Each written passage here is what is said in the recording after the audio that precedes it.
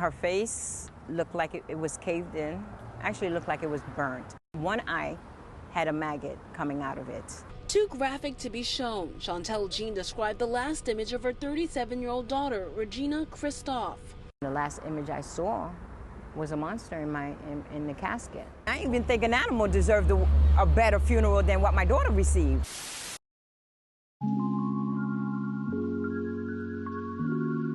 "37-year-old Regina Christophe was a funny and good-natured person that was loved by everyone. She had an infectious smile and laugh, an amazing personality, and was always considered the life of the party. No matter what was going on in her life, she would always smile through it.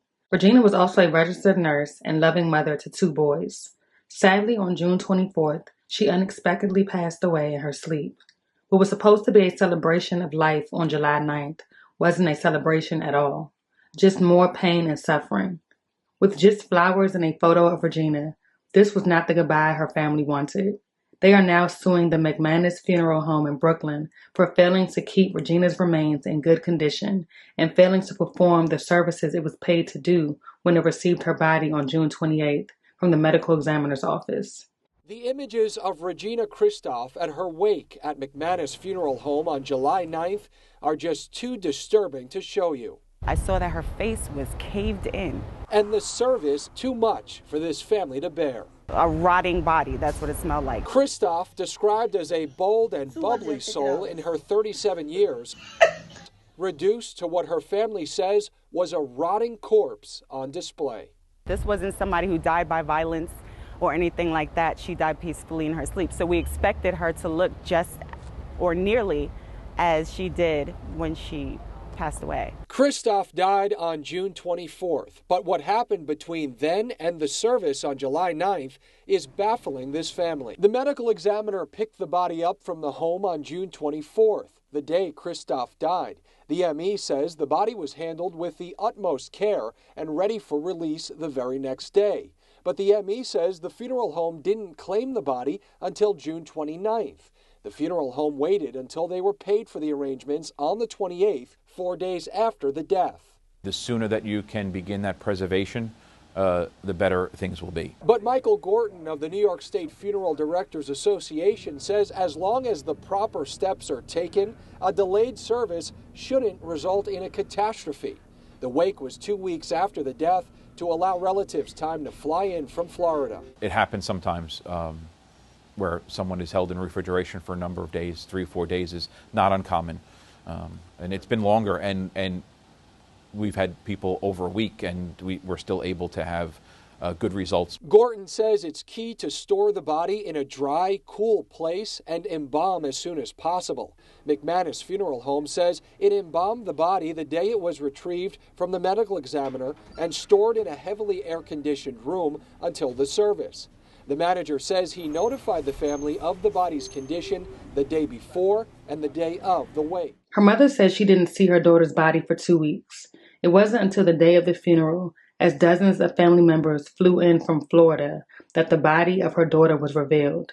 The family's attorney says they are sure the advanced decay of the body happened while in the care of the funeral home. We spoke with funeral director Anthony Tanga, who allowed us to record the conversation. Why did her body end up the way that it was? I think there was a lot of factors, the heat factor, the date, from the date of death to the day the family came in, to the day she was removed, to the viewing. It was days and days. Was there any lapse in communication among your staff? No, she was embalmed, she was refrigerated, kept in what's called a cold room. The Christophe family said they never received any apology. Through tears, Tanga had this message for Christophe's mother. I don't know what to tell you, but tell her I'll always pray for her and love her. I want forgiveness first, and I need it. And if she doesn't give it to me, I'm fine with it. But am I sorry? For my heart, I'm sorry.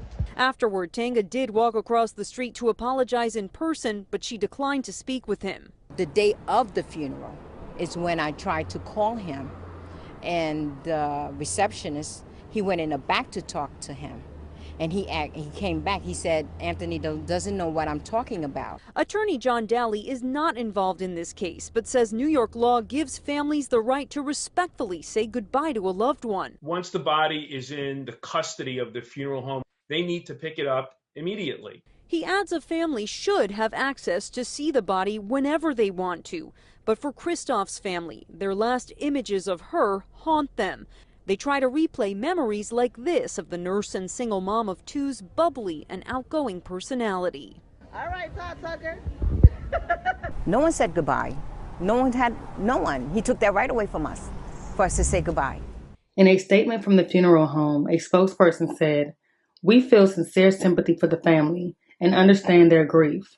The family contacted us 4 days after her passing, and at their request, services were scheduled another 11 days later. That was an extremely difficult case, and we used our best efforts to prepare her for the time requested by the family and advised them of her condition prior to the day of services. Her family is demanding answers and hopes this does not happen to another grieving family."